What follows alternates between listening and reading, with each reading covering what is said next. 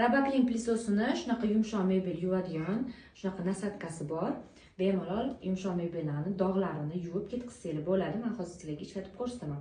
Mana hozir sizlarga ko'rmayotgan bo'lishi mumkin, lekin mana bu yerda mayda qora dog'lar bor.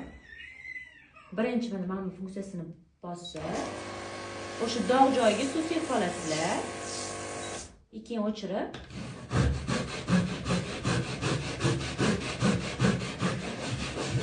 dog'ini yaxshilab mashotkasi bilan ishqalab olasizlar.